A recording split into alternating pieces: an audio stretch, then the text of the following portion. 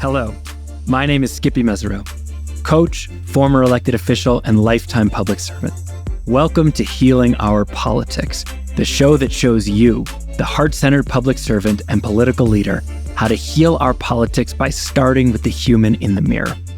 It is my job to sit down or stand up with the best experts in all areas of human development, thought leaders, coaches, therapists, authors, scientists, and more, to take the best of what they have learned and translate it specifically for the public service experience, providing you actionable, practical, tactical tools that you can test out today in your life and with your teams.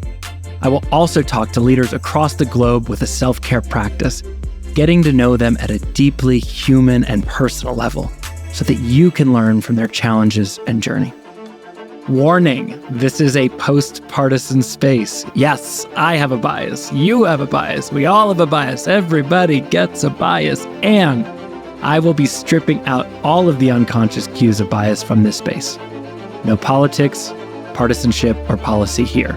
Because well-being belongs to all of us. And we will all be better served if every human in leadership, regardless of party, ideology, race, or geography, are happier, healthier, and more connected. This show is about resourcing you, the human doing leadership, and trusting you to make up your own damn mind about what to do with it and what's best for your community. So, as always, with love, here we go. Welcome to the Healing Our Politics podcast, the show that shows you, the heart-centered leader, how to heal our politics by starting with that human you see every day in the mirror. In today's episode, I sit down with expert in veteran rehabilitation and renowned historian Paul Andersen. And Paul is amazing. Paul has been a writer and journalist for over 40 years, more years than I have been on this planet. He has penned literally thousands of news columns. He has written 15 books and over a dozen movie and IMAX film scripts. Paul created Nature and Society, an executive seminar at the fabled Aspen Institute, and in 2013, after observations on the Institute campus, founded Huts for Vets. Huts for Vets is a nonprofit dedicated to offering healing experiences for veterans in the wilderness of Aspen, Colorado, using the 10th Mountain Division Hut system. Huts for Vets incorporates the principles of the Aspen idea at the center of its programming, which focuses on a convergence of philosophical readings, physical activity, and connection to peers, nature, and spirit. By doing so, it provides a space for psychosocial, emotional healing, processing of trauma, post-traumatic stress, traumatic brain injury, and military sexual trauma. In this episode, we dive into so much: the power of nature and philosophy to heal, the Aspen idea. What is it? How does it work? And how can you use it as a guide for your own life and service? Shinroku, or the art and practice of Japanese forest bathing, the science of nature exposure, the power of connection and disconnection on our mental health, the history of PTSD and moral injury, the power of a solo, transcendence as understood through the world's major religions, and how history and environment shape our experience, ourselves, and so much more. So, I hope you enjoyed this grounded, connected, and soulful conversation with Paul Andersen.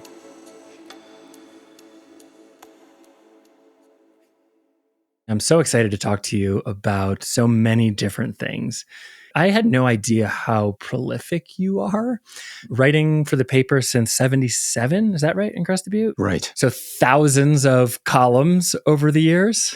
Columns, feature articles, news coverage. I was a one-man show in Crested Butte. Was the editor of the paper there, so I did everything. 15 books? 15 books,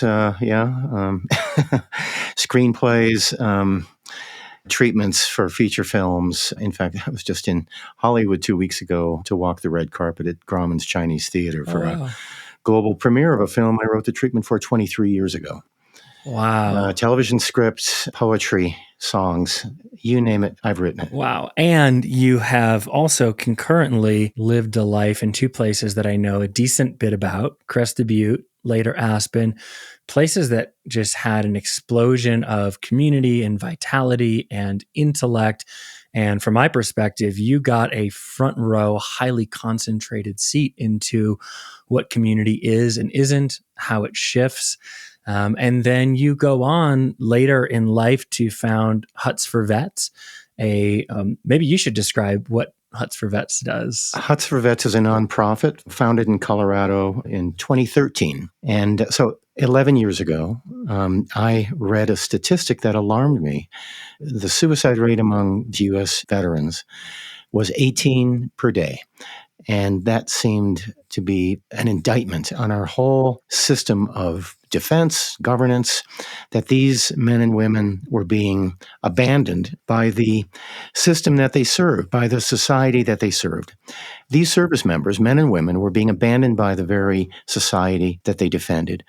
And I took it upon myself to create a program based on the Aspen Institute seminar experience, where there's a notebook of readings and discussions to bring veterans into the wilderness, to the 10th Mountain Hut System for healing opportunities for trauma, traumatic brain injury.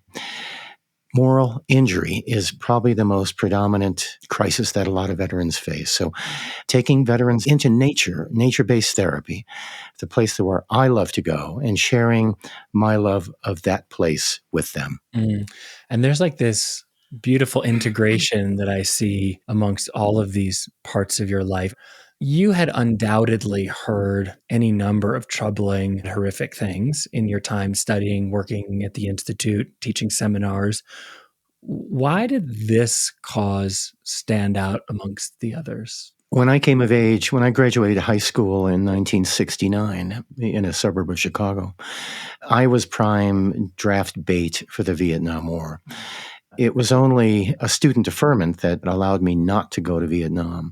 That's what brought me to Colorado to live initially in 1969. And I felt a need to pay back. I didn't serve, but others did. And friends of mine, two particular friends of mine, both were infantry in Vietnam. And so I always felt a little bit uneasy about not having served. And yet there's no way I would have served in that war, because I found it completely unjust and indefensible. So I did the right thing in my opinion, but how could I serve? The way I could serve is by sharing my love of nature, my love of solitude, of wild places. And that's what I did with Huts for Vets, is just bring people into my world who could reorient and gain a new perspective on their lives by associating with something much bigger than themselves, much bigger than human society even. The whole of creation, if you will, and really a cosmic view is what we ultimately provide at Huts for Vets. Certainly, I hear a lot of stories now around people who protested the war, chose not to go, whether they were students or had some medical reason. At least in the common conversation, it's really the first war with mass refusal to participate. Did that feel true at the time? Definitely. I would call myself a hippie in those days. I had long hair. I believed in peace and love more than I believed in war, that's for sure. Mhm. I've never been a violent person. I see peace in myself and radiate that wherever I can. But those who get caught up in the military dynamic, those who are forced for one reason or another to do things and see things that violate their deepest moral precepts, I feel sympathy for those people. And a lot of them really had maybe little choice in the matter. Some were drafted and had to go or face a jail sentence. Some felt obligated by a social contract. Others came from legacy military families, and it was the right thing to do for their family. So the choice was not necessarily there for a lot of people who suffered inordinately from their contact with violence. And that's what military action is. It's organized, orchestrated violence on a grand scale that we're still seeing today. And unfortunately, we will for some time to come, I'm afraid. later in life, you have sort of this recognition of the tragedy of war on the back end. And because you haven't served, there's part of you that feels like now is your opportunity to give back to those who made a different choice from you, maybe back in the day or between then and now. Right. I have a strong motivation for social justice. I abhor unfairness, and I see it in the world almost in every sector of life. And when I recognized what these veterans were enduring and coping with, and many of them failing to because of the high suicide rate, which, by the way, now is 20 to 22 per day, which is still just it's a shameful statistic for our country. I feel the need to do whatever I can to help people in dire straits. Those people had just happened to kind of jump out at me with my approach to nature in an emotional and intellectual, a physical and spiritual context, which came over my whole lifespan, really developing that affiliation with the natural world. And I knew the power of nature for myself, and thought this is a perfect demographic to share that with. I approached two veterans in the Valley, both Vietnam veterans, and it was tough for me to approach them because I hadn't served and they had, and they would know that. But I was honest with them and told them my plight, that I wanted to offer a program that might help their peers. And they said, well, let's do it. How are you going to pay for it? And I said, I'll raise the money for it. These veterans should not have to pay a cent for healing opportunities on public land. So I went to a couple of friends who could make a contribution.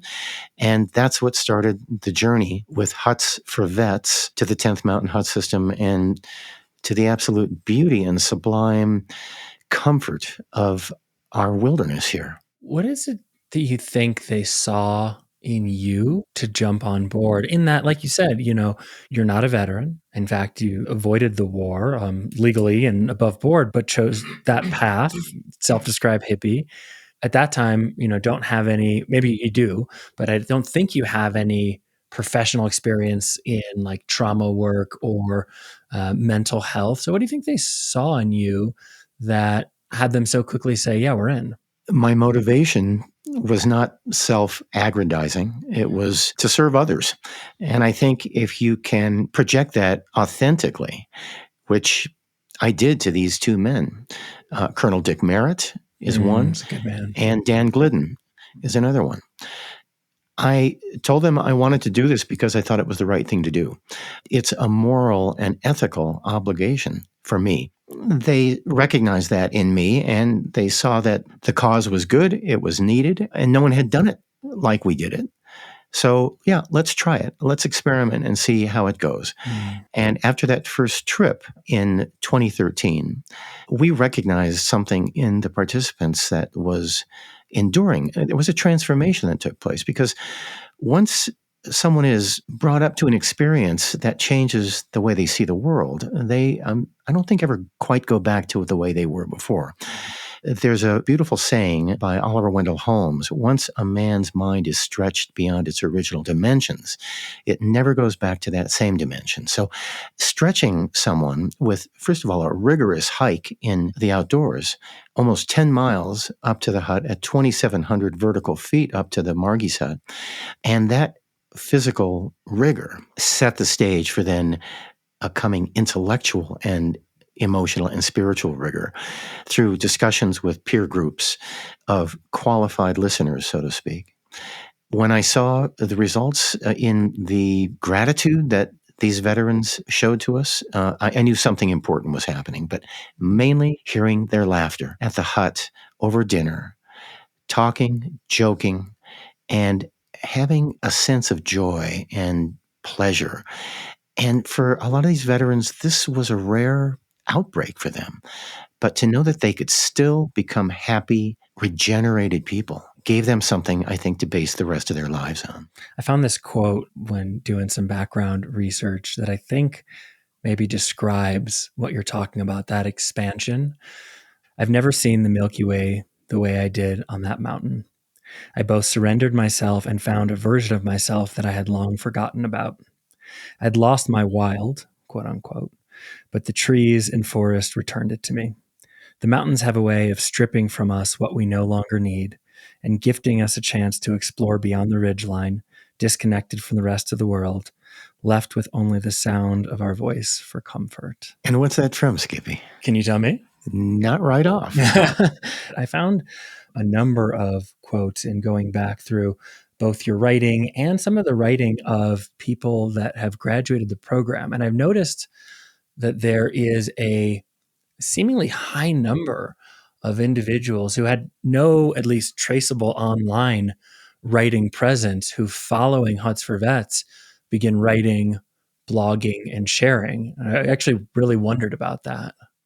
That quote you just read, I mean, I couldn't say it any better. That's a beautiful statement of, I think, an awakening. Yeah. And what it reveals is that once you get a philosophical concept going and the invitation to speak and think philosophically, veterans become the ultimate philosophers. They've fronted the big questions: life, death, and the meaning of existence. And that accommodates them with a philosophical bearing that I think is very unusual in today's culture, where contemplative thought, quiet reflection is so buffered by devices and constant inputs. But after a 3-day wilderness experience with no devices, because we're offline the whole time, once the conversation gets going, they take off. And you hear them on the trail, you hear them at the hut around the campfire. They are engaged suddenly in reflective thought. And that's probably the biggest gift we offer. I don't know if you'd call it program methodology that you guys use, there's the physical aspect, there's the nature aspect, there's also an intellectual aspect, and I would hazard to say a spiritual aspect. Can you kind of share a bit more about what someone is doing on one of these retreats? And if my assumption about the activation of the Aspen idea is correct, maybe describe for people what that is and how it shows up in these programs. Huts for Vets was inspired by my work at the Aspen Institute, where I created a seminar program called Nature and Society. And the idea was to take thought leaders, corporate executives, educators into nature with a context of a notebook of readings, discussing those readings and engaging the intellect. So what is the Aspen idea? It's the cultivation of the whole person, body, mind, and spirit. And if you look at it like the 3 legs of a tripod, the human being is supported when those 3 legs are given equal measure. Without equal measure, we become imbalanced. So to attempt to cultivate the body, mind, spirit experience for veterans, first, again, by a rigorous hike in the mountains that takes a level of fitness and determination. Intellectual rigor by reading and discussing text and thinking about text and sharing ideas with one another. And then the spiritual experience, I would call it, of being in a natural setting that is sublime and beautiful. And as that reading stated, to see the Milky Way in a night sky at 11,300 feet is a transformative experience. It's something that Thoreau recognized as a transcendent.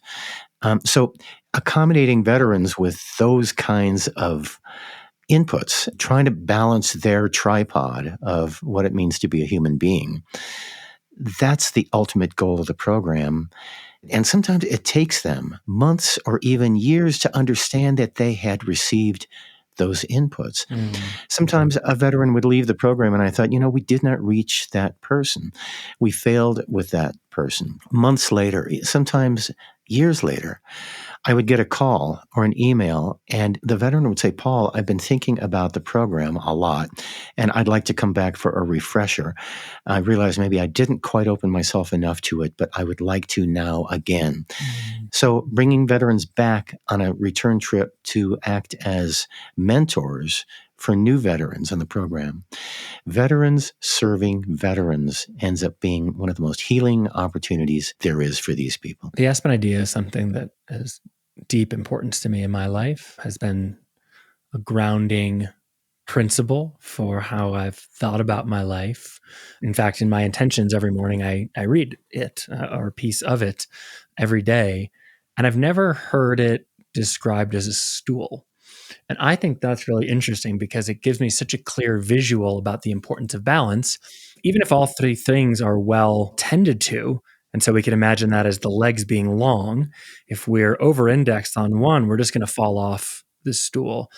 I've never thought about it that way. And I wonder, how would you describe the importance of balance? Balance, or I would call it equilibrium, Mm. is what grounds us to a stability that I think reduces stress. When we're in balance, we find a sort of harmony with gravity. And that harmony is essential to, I think, being a calm, well reasoned, thoughtful, caring individual. It allows us to weigh our life experiences against these three aspects of our being. And taking the time to do that, to focus on that, to realize the importance of it, is a first step. To actually cultivate it and achieve it is a lifelong ambition. Hmm. I think about my own journey and the way I've arrived at the moment I'm in, which I think is probably the first period of my life where I've really been in balance. And my path really was body first, dealing with my own issues with weight and fitness and kind of building that leg. And then into maybe my 20s, sort of built the intellectual leg. And then when I was around 30, something felt very missing. And it was clear that it was no longer external, it was internal. And that's when the spiritual leg really began to grow. And I think, just recently come into balance that way. But when you're working with veterans, or if you're just speaking to leaders on the other end of this podcast, do you feel as though the path to balance, the sequence to balance is important? Is it better to try to work all three things simultaneously? You know what I'm getting at? Have you seen things that are more or less effective? The methodology at Huts for Vets is a notebook of readings that I curated. The syllabus is a progression. It begins with a quote by Henry David Thoreau. He said, "I went to the woods because I wished to live deliberately, to front only the essential facts of life and to see if I could not learn what it has to teach, and not, when I come to die, discover that I have not lived." That's the start of our hike. From there, we walk into the wilderness, and our introduction is first to the physical and our physical relationship to nature. One of the mantras of Huts for Vets is Shinrin Yoku, You got there first. I was so curious about this.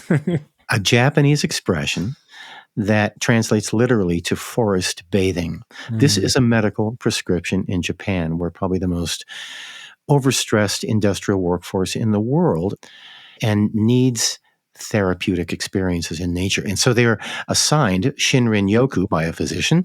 They go to an old growth forest that's designated for that.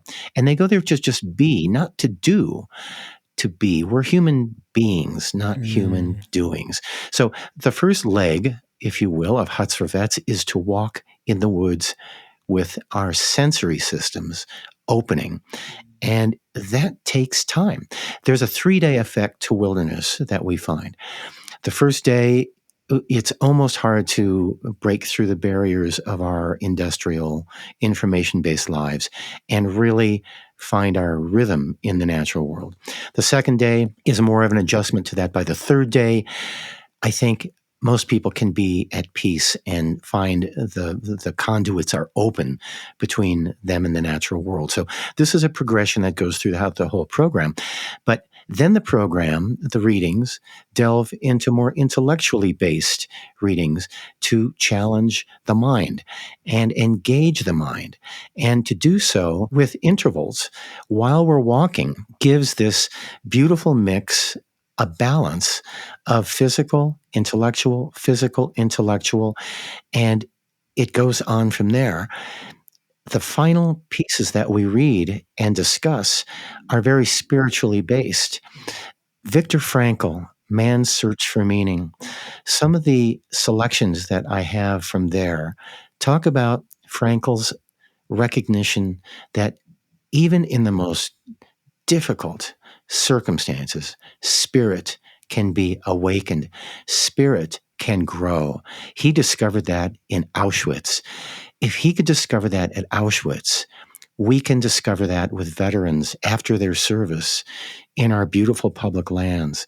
So by the time the program ends, we have touched on all three, with the idea of developing all three and melding them together for this cohesive experience that is what Huts for Vets is about and why it's still going 11 years later. Spirit can be found in hard situations. I would go farther, which is say spirit is often the result of hard situations. And I don't know if you would agree with this. I'm curious, but the way I understand it, mental illness, and of course there are some things that are biologically preset, but most of them are the result of experience. And I view many forms of mental challenges as different presentations of the same core condition of disconnection and isolation. And I often think that veterans have this especially high prevalence to these conditions because they were in such tough situations in the field. And because of that, their sense of connection and spirit was so strong. And then to come back into a world that doesn't understand what they've been through and is on our devices and so disconnected, the delta between what they've felt and what they now experience is so much greater. And we learn in contrast. Is that what you find? Younger wrote a book called Tribe, where he describes military units as being an extension of family. And I mean, this goes all the way back to Plato. The foundation of any state, any society is the family. The military unit becomes a family for veterans who maybe didn't have a strong familial experience in their youth. They find it in the military where they're trained to rely on one another. The self is absorbed by the group. Isolation after service is what takes lives. 1% of the US population serves in the military. 1%. When they're finished with their service, they're given a pat on the back, good luck, and sent out into a me world instead of a we world. And they don't know how to react to that shift. In fact, they're inadequate to it because they have so valued the connectivity of a unit as opposed to the individuation of society, especially a capitalist society. So they come out of the service alone, and they often don't have the opportunity to be brought into groups of veterans. So they mire in loneliness and a sense of helplessness from a lack of purpose and a lack of meaning. And that just leads them to despair, and that ends up taking a lot of their lives. I mean, in so many ways, if you think about the things that are most required for just the survival of society, let alone the thriving or the joy of it, but it's eating and drinking, it's shelter, and it's defense, right? Those are the three things that you really can't live without as a society. And they're ugly businesses in many ways. I mean, it can be beautiful. You can have an organic farm, whatever, but they're hard work. And in so many ways, modern industrial society has very intentionally created systems so we don't have to do or relate to those things. We don't have to know how the cow was slaughtered. We don't have to know how our country's borders are being protected. We don't have to know how our water is being treated. And while that's a great convenience, it's actually a huge cultural, emotional, communal deficit in so many ways. Again, Plato. So, I love it. Philosophy. I became interested in philosophy through the Aspen Institute. Can we just say what the Aspen Institute is for someone who doesn't know? So, the Aspen Institute is a nonprofit founded in Aspen in 1950. And the idea is to cultivate enlightened leadership through a study of philosophical ideas. So the great books of Western civilization became the canon for the Aspen Institute at the very beginning. That was published by Britannica. It's a 48-volume set that goes from Homer to Freud. And the idea is to read philosophy and discuss it with others. I mean, you can struggle to read Plato 15 times to try to understand what he meant. Or you can have 15 different people read Plato and share their ideas. So there's a synthesis that becomes very enlivened in a seminar room where the discussions are facilitated by inquiry, not lectures. It's inquiry. A good moderator elicits the salient ideas of any given text through questioning.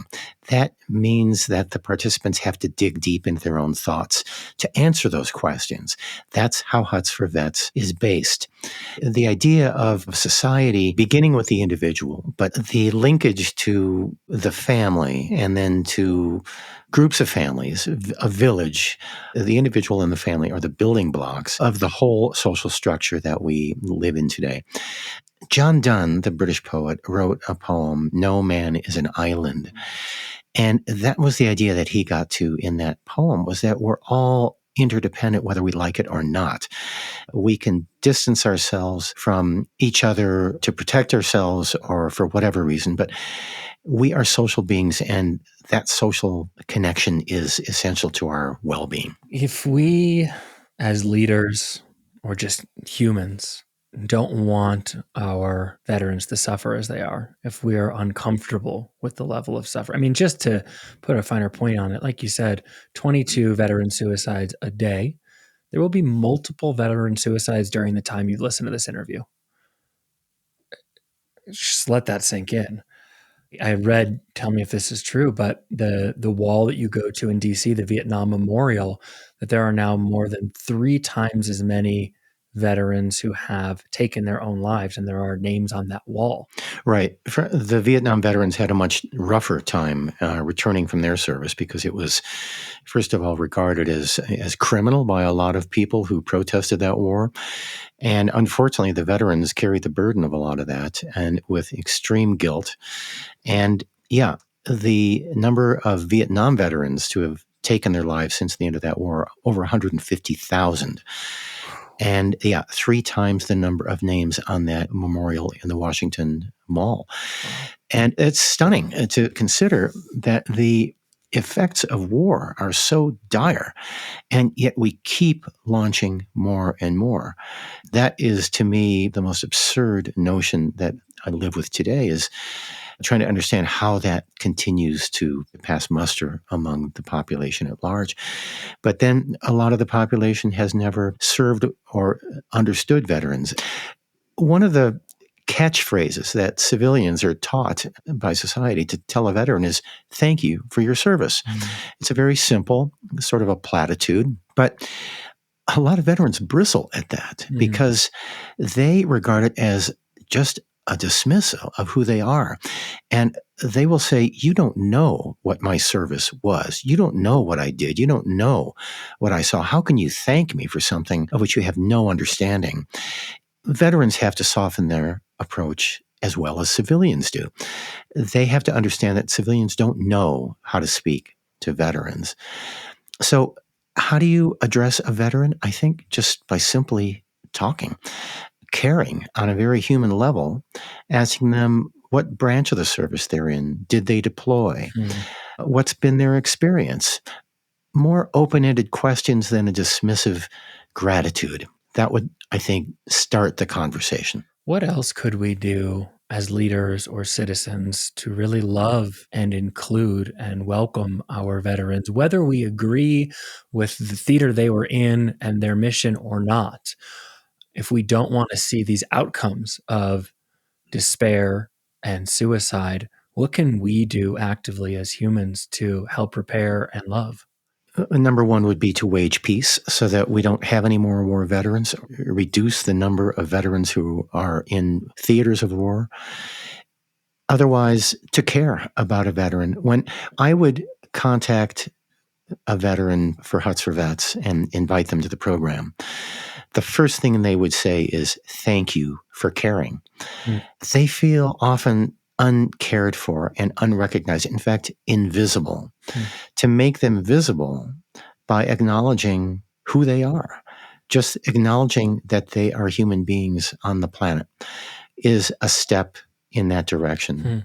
I would imagine that there are people who would want to do that, but may have some fear around that because they could think, gosh, am I going to be basically telling this veteran that I think there's something wrong with them or something that needs to be fixed? Often they just need to talk. They just need to be listened to.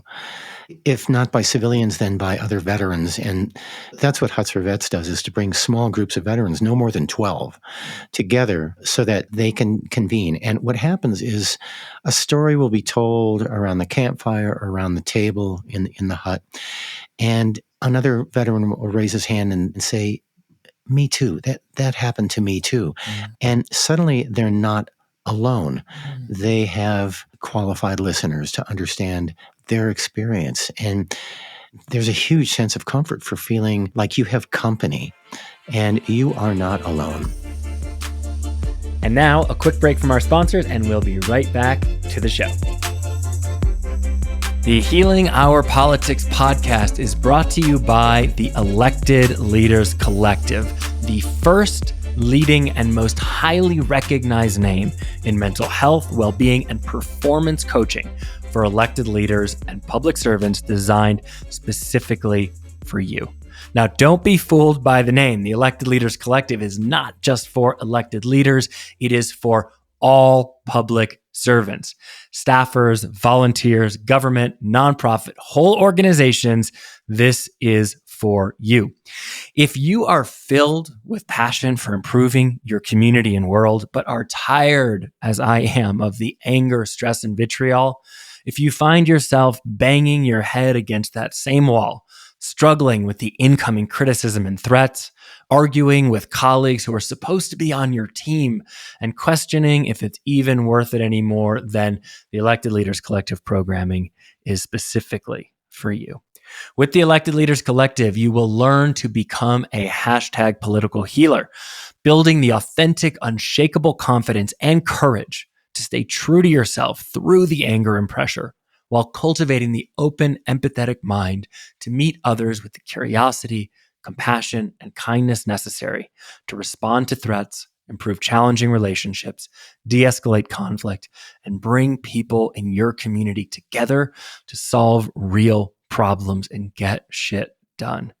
You'll reduce stress, anxiety, and overwhelm and become a more effective leader while having time for your family, yourself, your health, and your wealth, sleeping well at night, and showing others they can too. Now that's leadership. Healing Our Politics listeners receive 10% off all Elected Leaders Collective services using the code hashtag political healer. Use it today and become one of the brave political leaders healing our politics. Use code hashtag political healer by going to www.electedleaderscollective.com and starting today. That's www.electedleaderscollective.com and starting today.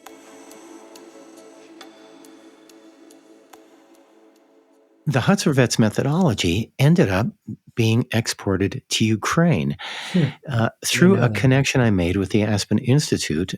One of the participants in a seminar, this was about 6 years ago, was a higher up in the U.S. Forest Service.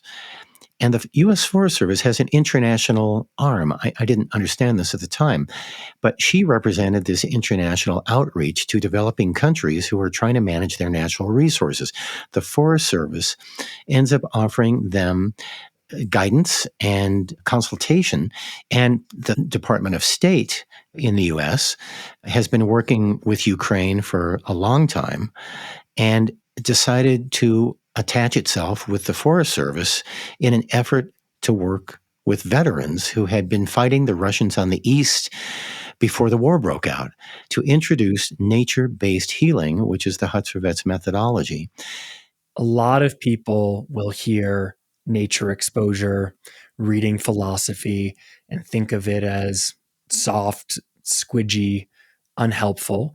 Certainly, had you come to me 10 or 20 years ago and used the word spirit, my eyes would have gone so far back into my head they'd get lost in my throat.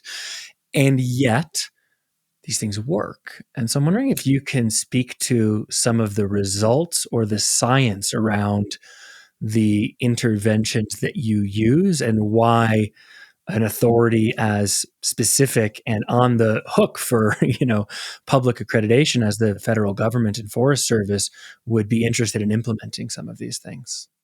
Science is showing more and more that exposure to green plants is a calming experience. It reduces the hormone cortisol.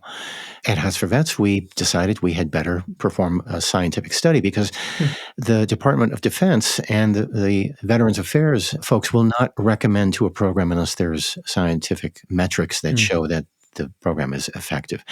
So we launched a program about 5 years ago through the University of Southern Maine and did an empirical study of our graduates of the program and then a control group.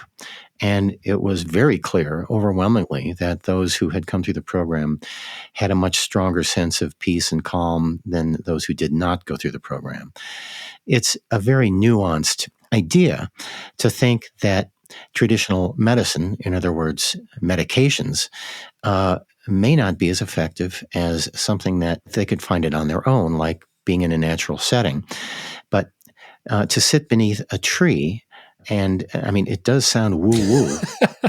It is finding many advocates now in the medical profession who cannot deny the outcomes that are measured today. In hospital rooms, for example, where patients have a window overlooking a forested area or a grassland or a park or even a courtyard, they heal faster from the same wounds or injuries that another patient who has no outdoor windows heals from. And these statistics are available and very clearly point out the positive effects of nature. There are certain wounds that no pills can reach. And that's where I think nature comes in very nuanced, esoteric ways that we need to stretch as a society to offer those as antidotes to the otherwise technological medical treatments that most people are consigned to and maybe don't benefit that much from. Yeah, it just reminds me that trauma is not the thing that happened, it's our relationship to it. And while there certainly are cases where we are extremely lucky to have pharmacological intervention and those are the way to go, or sometimes they're the bridge to healing without them, there's a contemplative space that those medicines often not only don't allow, but often suppress as a means of suppressing symptoms. And so you can moderate the effect of the symptom while being stuck with the root cause, where something like time and nature exposure and esoteric, like you said, exploration of the mind and relationship have the possibility, but not guaranteed, to truly heal. I'm curious, when you guys did your studies, what did the control group do? The control group was made of veterans who had similar military experiences to the participants that we served. They just simply did not go on the program. They had applied, but some had a conflict or there was a waiting list and they were unable to attend. So we asked them then to be part of the control group simply by not having done the program. They just went about their normal lives? Yep. Right. Got it. And do you have a recollection of the significance of the benefit or the effects? The benefits throughout the individual's life experience, I suppose you'd say. A stronger sense of self, and I think a stronger sense of the vitality of life, which is, I mean, really what the natural world teaches is that we're all part of this vital expression of life. And to honor that belonging to the biosphere, to Gaia, to a bigger life expression is what it comes down to. Do you have a sense? So you have these multiple components, and we're doing this interview on a microphone that works, beaming things across space to make it happen. So we're very lucky to have had an epic of reductionist science. But the downside to science is that it can often fail to see networked effects. And so I wonder if you have a sense of the constituent parts in your programming, the philosophical readings, the nature exposure, the kind of intentional cultivation of community or connection or family, as you said. In your experience, do they amplify to something more than the sum of their parts through the unification of those modalities? The ultimate benefit, in my mind, and informing the program is self-realization. And I'll tell you a quick anecdote. We give our veterans on the program hour-long solos. Often we do it up on a high ridge overlooking a sea of mountain peaks. And that perspective, 360-degree view of a mountain setting, is so grand and amazing that it can inspire. But on one program, it was storming, and we were unable to be up high because of lightning. So we hiked down to a big meadow. It's called Sawmill Park, and it's surrounded by thick trees. So I directed all the veterans to go around the meadow and find a place under a big spruce tree to be. And it was just lightly drizzling, but it was cold and overcast.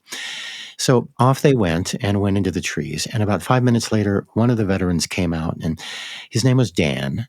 And Dan, a big strapping 6'3" Marine Corps veteran, he comes out of the woods and moves to the middle of the meadow and just stands there. And I recognized that he was having a problem being alone. I almost went to him to comfort him, but I told myself, no, let him work through the process. He ended up sitting down in the meadow, pulling up his hood on his jacket, and lasted out the rest of the solo in quiet, but visible so I could see him. I didn't talk to him about it afterwards, but the next morning when we were ending our trip, we do a round table sharing of what the takeaway will be of the program. And it came to Dan, and his eyes misted up and his voice quavered. And he said, yesterday during the solos, he said, it was the most frightened I've ever been in my life. And this is a Marine Corps veteran of combat.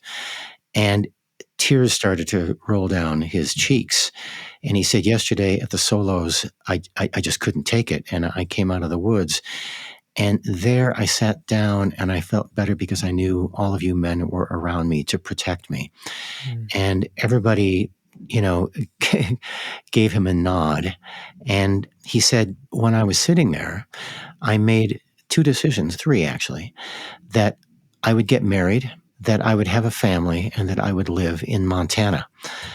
Those were his 3 visions of his future. Time went by. A year later, I got a call from Dan, and I said, how are you, man? And he said, I am great. Guess where I live? I said, where are you? He said, I live in Montana. I'm married. We have a daughter. I have a family.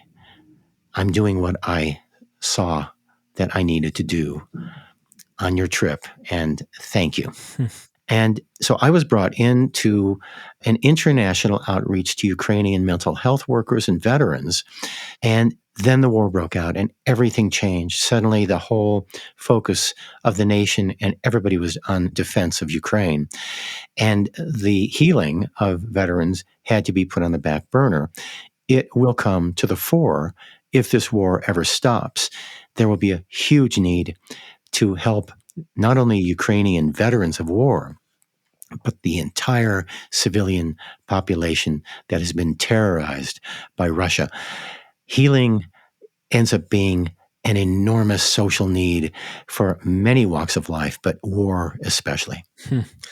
It's funny, as you were saying that, one, being amazed by the work crossing continents, but also thinking about the uncomfortable thing to think about, which is the necessary healing from the soldiers on the aggressor side as well.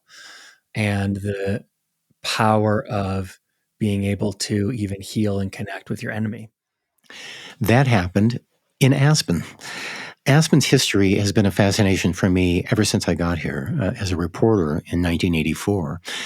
The first assignments I received was to interview, quote, old-timers from Aspen who had lived in part during the mining era, or the end of the mining era, or certainly in the quiet years era, after the silver crash of 1893 up through the advent of culture and skiing in about the 1940s. I began to ground myself in Aspen history, which was essential for me to understand Aspen. The further back I looked, I recognized something. Aspen's first pioneers came over Independence Pass dragging sledges that weighed 200 pounds. They were in harness, 2 men per sled. And they would do this at night over the spring snowpack. And they did it at night because at night it gets cold and forms a crust. And that allowed them to reduce the friction on these 200-pound sledges and drag these things over a pass at over 12,000 feet. And you wonder, who were these guys? Yeah. Aspen has 3 primary cemeteries, each of which has grave markers of Civil War veterans. And it led me to think that a lot of the prospectors who were dragging sledges, who were driving freight teams, horse teams over the pass, who really founded Aspen, very likely came out of the Civil War. The most brutal industrial warfare at that time took place. And the emotional scarring of both armies, North and South. In 1865, when that war ended, over 1 million soldiers were discharged from the service, and they flocked to the West to reinvent themselves, to distance themselves from the war fields, to seek a piece of the American dream. Ferdinand Hayden, who came through here with the first survey team of the U.S. Geologic Survey in 1873-74, had been a field surgeon with the Union Army. John Wesley Powell lost his right arm at the Battle of Shiloh and went on to explore the Colorado River. Custer and his entire command were Civil War veterans. What the Civil War did was to put a population on the American frontier that was honed by war to be brutal and violent against nature, against the Native Americans, of which genocide was enacted, to decimate the buffalo almost to extinction just for sport. There was a brutal conquest of the American West. And just to illustrate the specific, because the word genocide gets thrown around a lot these days, and I would argue in a lot of places where it probably doesn't belong. It is the intentional erasure of a particular people, a particular gene set, and the county that we live in, Pitkin County, Governor Pitkin. The order was given officially from the governor's office, right, which is to the Indian tribe, the Utes who are here, either leave or face extermination. So when you use that, you're using it in the specific. Right. Frederick Pitkin, 1881, issued that decree that the Utes would either be removed to reservations or exterminated. And of course, later that would have been called the final solution, which we saw in Nazi Germany. But that's the way the thinking went then. In part, that was fueled by the Meeker Massacre of 1879, where the Utes rose up and said no more to the Indian agent Nathan Meeker, who was trying to convert them into farmers. They were hunters and gatherers. They would not farm. That was not their nature. Meeker was intent on forcing them into a role that they could simply not agree to. And the final straw that broke the Utes' back was the plowing up of their horse race track into furrows for planting. And that was it. They rose up and revolted and killed Meeker and 12 of his agency staff. And then Meeker became this martyr to the cause. And that allowed Pitkin 2 years later to make that declaration with some kind of legitimacy. The patterns of settlement were changed after the Civil War, I'm convinced. Aspen partook in that. There is a monument at the courthouse here in Aspen that is dedicated to service members of the Civil War, not just Union, but Southerners as well. It's both sides of that war came together here. I get curious about the evolution of trauma, the history of wounds of war, going back to ancient times.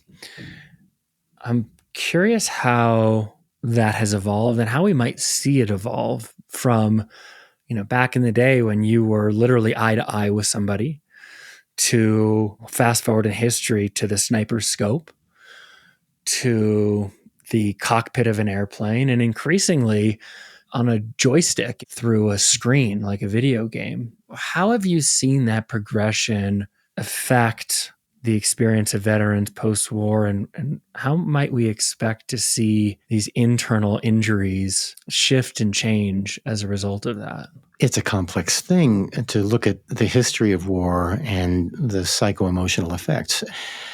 If you read the Iliad, the Battle of Troy, there is a depiction of post-traumatic stress where Ajax, a great warrior, takes his own life because he was unable to endure the moral injury that he took on in those battles.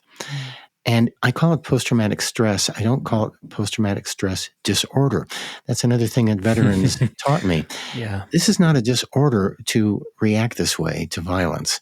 It is a natural human reaction. Yeah. So post-traumatic stress is the word I use. It has occurred, I believe, through all wars, and the trickle down of war in every culture, I think, can be plotted by sociologists.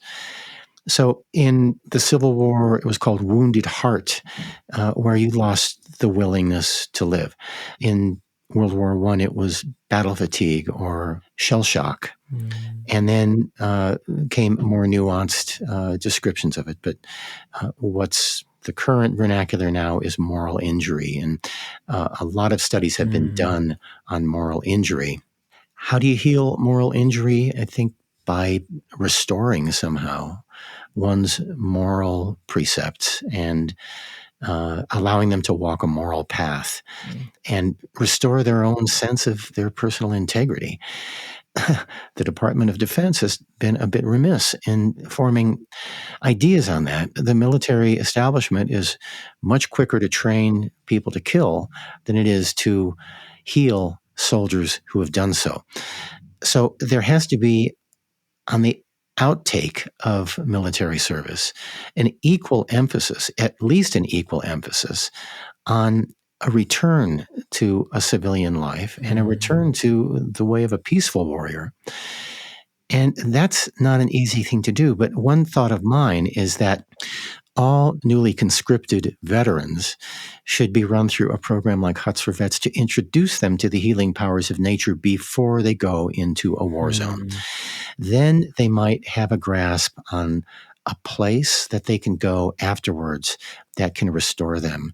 But without even knowing that such a place exists, I don't think they're equipped to cope with it after they finish. I love the reframe of PTSD to just PTS, because you're right. I mean, the human organism is smart. And when under life and death situation, the acuity of one's senses, your hypervigilance is what keeps you alive. You learn and embed that pattern after a significant amount of time in combat in harm's way. When you come home, it just doesn't turn off. It's not dissimilar from a psychological standpoint from any number of normal patterns that you learned as a child to receive approbation and love from your parents. Maybe you learned that you had to be perfect or the good boy or girl to get love in your family. And that was your survival strategy as a kid. But as an adult, when you're running that program, say in leadership, well, now I've got 50 things on my plate, but I have to do them perfectly or I won't receive that love unconsciously. And now I'm not getting things done and I'm not performing and I'm not showing up in my role. I mean, it's really a similar dynamic, but just heightened because of the nature of the heightened experience. And so to recognize that there's not something wrong with you, there's something right with you. And our opportunity is to just evolve into a new way of being that reflects the new physical and threat environment that you're now in. Yeah, so valuable. You mentioned that there's no cost to this program, and you had some initial donors that helped. Where does the funding come from now? And is it still free for everyone always? Yeah, it is. Even transportation. So we fly veterans in from all around the country, even Hawaii and Alaska. The first two funders were the Aspen Institute and the John McBride Family Foundation. They got what I was after and were willing to invest in that methodology. Then there's the 10th Mountain Division Foundation that has given. There are a number of them, but a lot of small donors as well, which in my opinion is really the heart and soul of it. Aspen Chapel, every Valentine's Day, they would give Valentines to veterans and they would raise money. It wasn't a lot, but it came from a wholehearted community endeavor. And that's where community is so important to any healing experience. If you can feel that there's a unified group supporting you, you have a better chance of accepting that with the most value you can give it. I would think with a scientifically proven program and enjoyable of challenging experience and a zero cost, is it the case that you have a very long waiting list? It's becoming so, yeah. First, it was really a challenge to convince veterans that this was something they wanted to do. Why? It's out of the box. No one's done it. No one has done it. I mean, there are a lot of outdoor veteran programs or programs that serve veterans. Outward Bound does it. And there are other outdoor experiences, rock climbing, equine therapy, backpacking, things like that. Not many, if any, use any kind of intellectual content. So to have, again, the three-legged approach of the body, the mind, and the spirit, that's what differentiates Huts for Vets from the others. But to try to tell a veteran that this is going to be a benefit, a lot of them are askance, and they're frightened. Veterans don't want to commit to something that they don't fully understand. Sure. They did that once, and they don't want to do it again. And by that once, I mean serving in the military. A lot of them didn't have any idea what they were getting themselves into. When they came home, they're different people. I also wonder, just to interject, a lot of military service and fighting theaters happens in wilderness. And I wonder if there's some fear around that as a potential trigger in some way. Not so much in the mountains, Okay. but the deserts. So what we've done then is training programs in the canyonlands of Utah and taking veterans who have already been through the mountain program who want to be trip leaders and moderators and support for future Huts for Vets trips, handpicking a group of those veterans to take them to the desert. And this was something we had to go through with our first group that we did this with. What is this going to trigger you? Being in a desert environment, is this going to trigger you to what it was like in Iraq? They actually, I think, found the immersion in the desert to be a really gratifying sort of revisiting of their experience without trauma. How long did it take to go from we are actively seeking or convincing veterans to we're filling programs to we have a wait list? Critical mass of word of mouth referrals. When a veteran comes out of the program and totally enjoyed it, they're going to tell their fellow veterans. Another thing I should say, as the evolution of this program, we started out with only male veterans. This was my ignorance. I just assumed that it was only the male combat veterans who really needed this exposure. Why did you think that? Because I just forgot that women are also in combat zones. And what I learned later, even in non-combat zones, women are confronted with a lot more egregious traumas, sexual trauma. From within the service. From their own unit members. Rape and sexual abuse. A lot of women have suffered. And one of our board members, a Marine Corps veteran, Amber, she said, we've got to open this to women. And she said, look at the statistics, how many women serve, and that these women need it too. So we opened it to women and now do both all women trips and co-ed trips. And the co-ed trips are really revealing because a lot of the male veterans have no idea that a woman can be as much of a warrior as they are. And when it gets to talking about the literature that we discuss in these trips, there is a serious warrior mentality that comes out on a lot of these women who served for the same reasons the men did. And it brings them together in a very interesting way. This is a very strange question in the form of an observation, but With the prevalence of sexual assault or rape against women in the service, first off, I would think that it also happens for men, but probably is just way underreported. Is that Mhm. true? It is true. And some have acknowledged that to me, some men who have been sexually abused.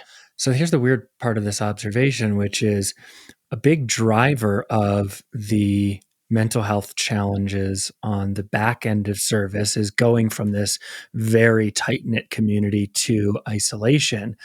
Now, if you have the experience of being sexually assaulted, obviously you're going to have trauma associated with that, which would need to be addressed in any case. But it would strike me that that experience would keep you more separate from your group. You'd have like less of that intense family dynamic. And in some weird way, is that a partial inoculation against some of the traumas of war? It can be. I mean, to say that veterans come out of our program healed is, I can't say that fully. Right. There are a lot of traumas that simply do not heal. And post traumatic stress or moral injury is probably one of them. It becomes instead tools for coping. Mm. And I think trying to offer those tools as part of a dialogue is the ultimate challenge of a really good moderator on these trips, to try to recognize when that opportunity exists between men and women on a co-ed program or not on a co-ed program, but that this topic comes up, or any topic. So ask the other veterans, how do you deal with it? How do you cope? What are your mechanisms? And that's another roundtable discussion that can get Mm. very energized. And then veterans really come alive sharing their pursuits. And a lot of them have found physical activities to be essential to that. A good physical purge with a sport like mountain biking or rock climbing or surfing, taking on nature in a way, but pitting yourself against some really challenging physical things is a way to sort of purge some of those things. A lot of them also self medicate with marijuana and now Mhm. psilocybin. And there's a whole array now of psychotropic treatments that are coming to the fore for veterans. Hmm. So I let us get a little sidetracked because that's just how my brain works. But coming back to the wait list, at this point, there's a significant number of people waiting. And what's the limiting factor between where you are and getting all the veterans who would like to experience this? Funding remains a big challenge. My son, his name is Tate. He's 31 years old. He has been with me since the start of the program. He is now writing grant applications Mm. and going after funding that would allow the program to expand to the point where more can be served. In fact, this year will be a growth of the program for probably the first time since COVID, because COVID shut it down completely. So expanding the program through more funding, more venues. These trips could be held anywhere that there's public lands that have facilities. One of our limitations is a base camp. We have a base camp here where we bring veterans after they fly in or drive in, and it's on land given to us by the McBride family. And Mm. we have a teepee, a big 20-foot teepee that is the meeting place.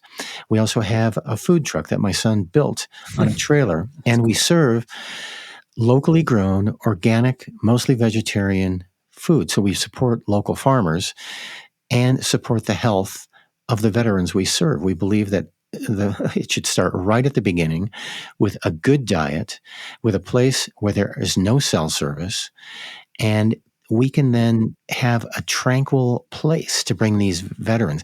We would need a bigger facility that could house more and that could accommodate veterans who are so severely wounded that they can't hike up to one of the mountain huts. Mm. This is possible. We've had amputees on the program before, but it's a challenge. So we would need enough funding to actually acquire a piece of land to do this. In Pitkin County, in the Roaring Fork Valley, that's a challenge. If there were others who listened to this and felt so inspired, but were in, I don't know, the mountains of Appalachia, for instance, or the Sierras, is this something that could be taught to others to do in other places? Absolutely. They would be trained as moderators, as trip leaders. They would basically have to be outfitters. They'd need vehicles to haul gear and food. They would need places to go that are nature based and that are removed from distractions. And that can be a bit of a challenge too. But in the Mountain West, especially where there's so much public land, there are plenty of places to go that can afford that opportunity for solitude that is so needed, so essential to have quiet places to just let people think and be. I genuinely hope that there is someone or someone's out there who can help spread this, because it's just such a beautiful, beautiful thing that you've built and serves in such a needed way. For those of us who aren't veterans, but who are in positions of leadership that come with their own types of stress, their own isolation, their own field of misunderstanding, what are some of the constituent parts of your programming that somebody could implement or try on their own to bring a bit of what you offer into their own life, a bit of that peace and equilibrium and nature? Go out with your friends, go out with your family, take a group out that maybe you normally wouldn't socialize with, but go out with the idea of connecting deeply with the natural world. And you could do that with any number of readings that you could take out. Just a single poem can fuel a conversation that can last all day. But offer opportunities for quiet and reflective time. Solos are a beautiful thing to do. So offer opportunities for reflection. And I think that most people will be grateful. When I take my Institute groups out, I don't have all day. Usually only have 2 or 3 hours. And I give them solos that are 20 minutes long. It's not much time, but some have a struggle even being quiet without a device for 20 minutes. Mhm. The ones who can do it and who get it, when I come back to collect them from the solos, they don't want to leave. They want to be there longer. So once you open that channel and see how beautiful it is to just be quiet and peaceful, it's habit forming. I will say I'm someone who's very fortunate to live blocks from amazing trails, and I'm out in wilderness in some way almost every day, but I'm guilty as anyone of having a book in, having a podcast in, being on a run. What's my time? And I had this experience at a Hoffman process, which is like a process by which you kind of go into familial history. It's irrelevant to the story, but you're in a zone like Huts for Vets where there's no technology, you don't have phones, you haven't. You've been in deep work with other people. And one of the things we did was I think it was 20 minutes, maybe 30, go out into nature, into the trees. You're in Northern California, kind of Bay Area. So just these beautiful serpentine trees on the bluffs and no noise, right? Just try to be as present and observational as you can. I was shocked by the level of connection and transcendence that I found in those 20 minutes simply for having taken out all of the things that would normally be distracting or splitting energy. It's really amazing. I'm someone who does this all the time. So I would imagine for someone who doesn't have access to nature, probably several fold that experience. Those transcendent experiences mark the leaders of the big three religions. Jesus Christ, 40 days in the desert, withstanding the temptations of the devil alone. Buddha sitting under a tree in solitude, the first Shinrin-yoku practitioner. Muhammad alone in a cave, meditating and finding the quiet. I mean, Moses did not climb to the top of Mount Sinai for a selfie.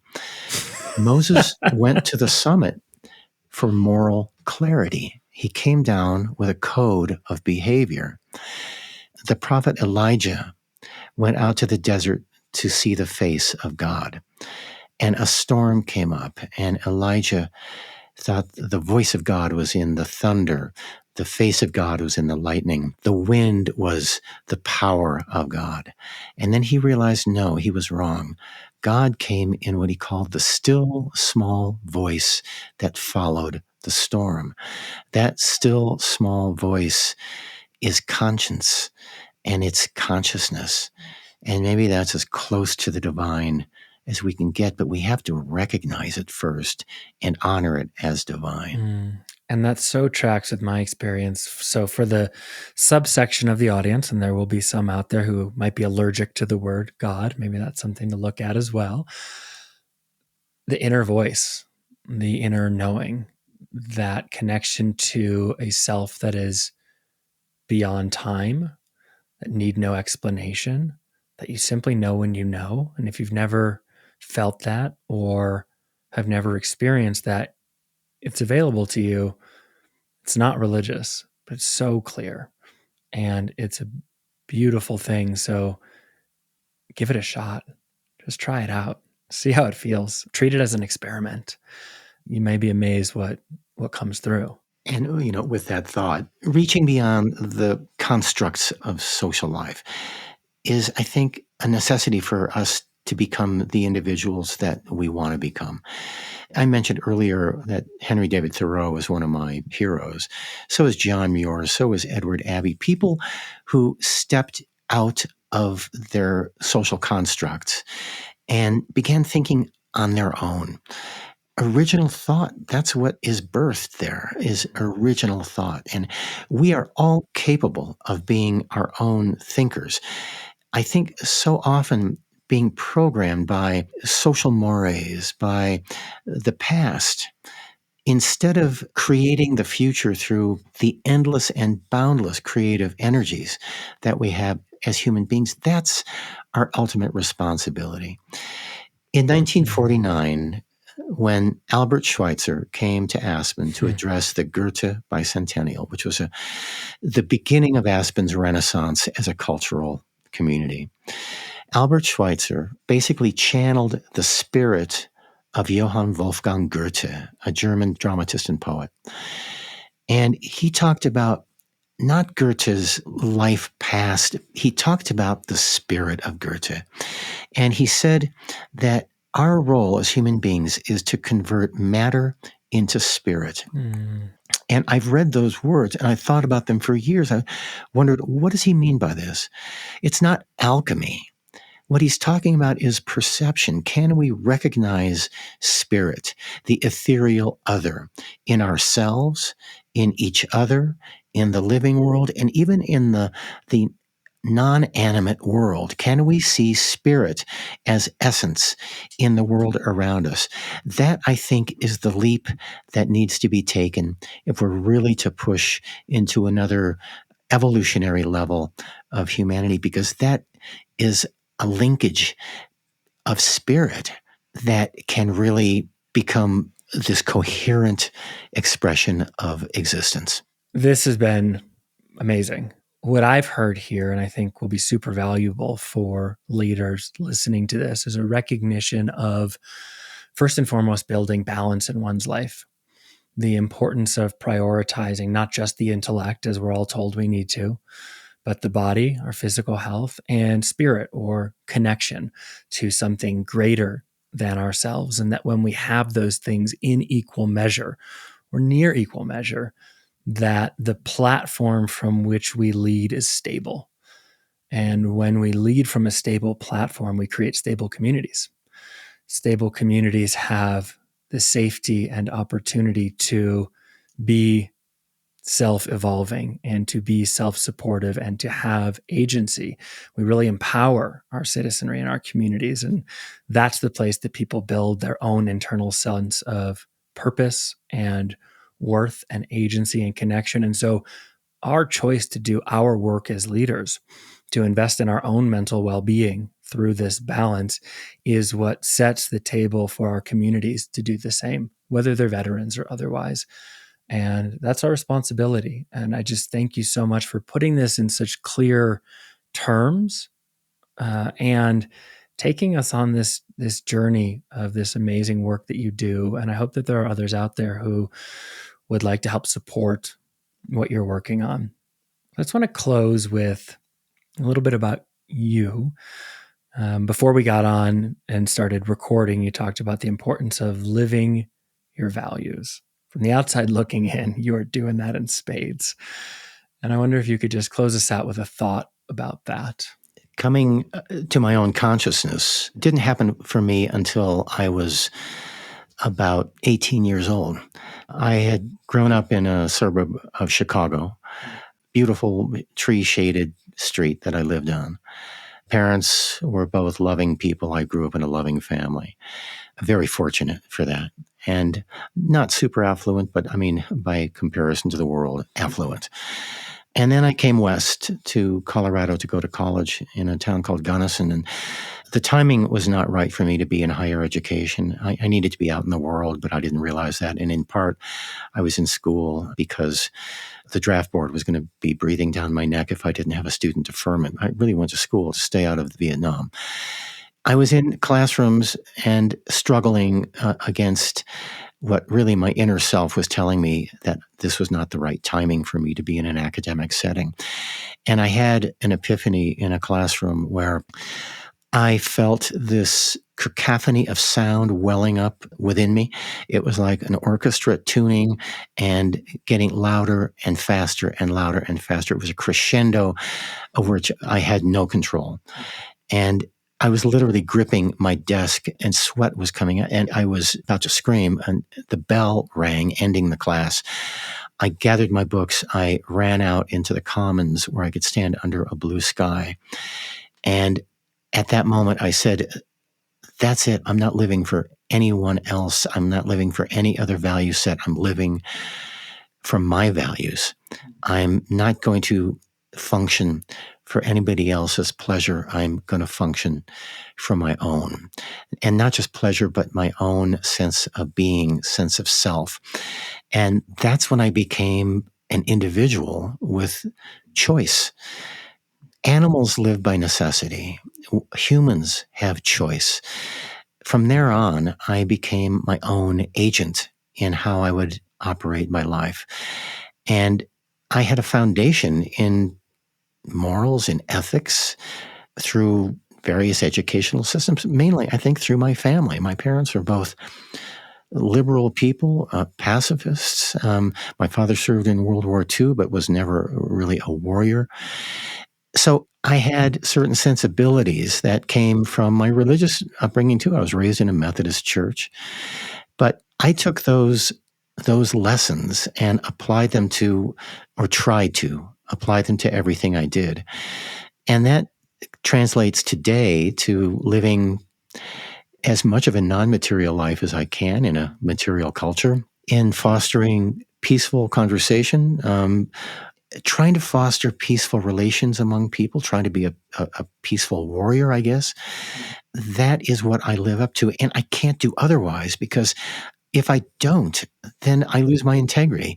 And without integrity, how can I possibly feel good about myself or the things that I advocate for? That's the rudder by which I direct myself through life. I'm 73 years old and moving into the last years of my life where I really want it to matter.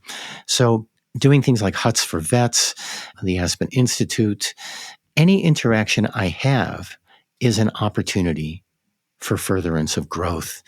And so I take every human interaction as important to me, and I don't minimize it with triviality. So there's a quote I have, and I'll close with this. It's a quote from Goethe. Since we are so miraculously met, let us not lead trivial lives. The idea is to give meaning to every interaction and positive meaning.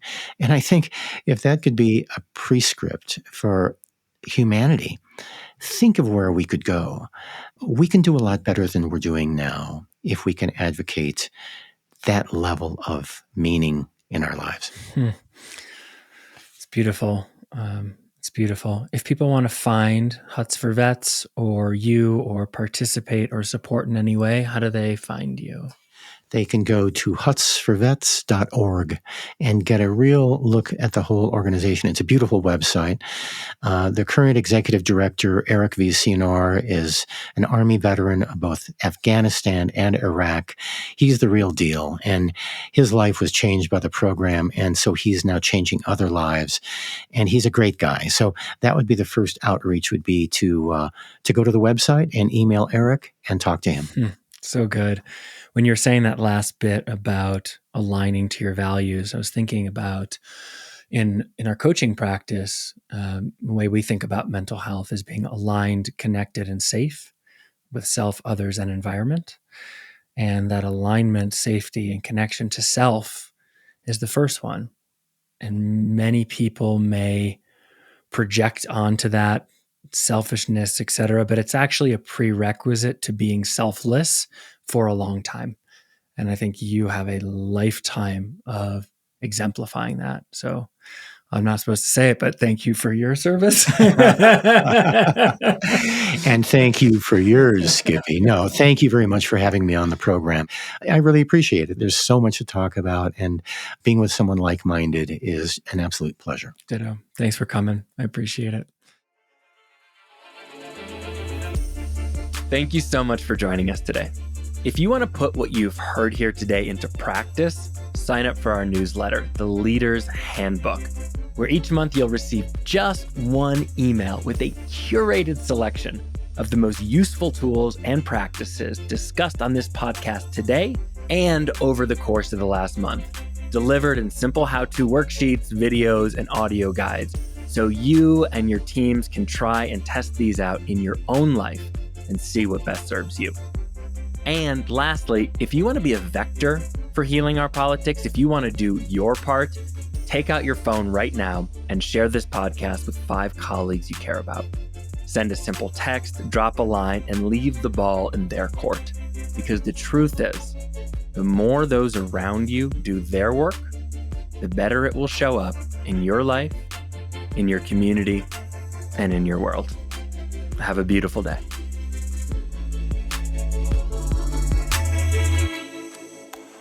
The Healing Our Politics podcast is brought to you by the Elected Leaders Collective, the first leading and most highly recognized name in mental health, well-being, and performance coaching for elected leaders and public servants, designed specifically for you.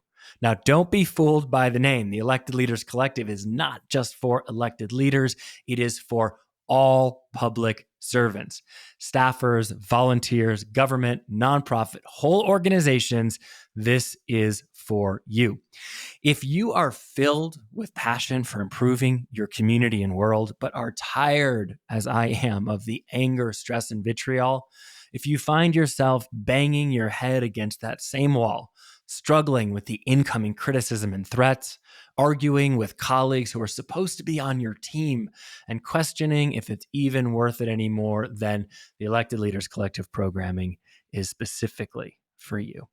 With the Elected Leaders Collective, you will learn to become a hashtag political healer, building the authentic, unshakable confidence and courage to stay true to yourself through the anger and pressure, while cultivating the open, empathetic mind to meet others with the curiosity, compassion, and kindness necessary to respond to threats, improve challenging relationships, de-escalate conflict, and bring people in your community together to solve real problems and get shit done. You'll reduce stress, anxiety, and overwhelm and become a more effective leader while having time for your family, yourself, your health, and your wealth, sleeping well at night, and showing others they can too. Now that's leadership. Healing Our Politics listeners receive 10% off all Elected Leaders Collective services using the code hashtag political healer. Use it today and become one of the brave political leaders healing our politics. Use code hashtag political healer by going to www.electedleaderscollective.com and starting today. That's www.electedleaderscollective.com and starting today.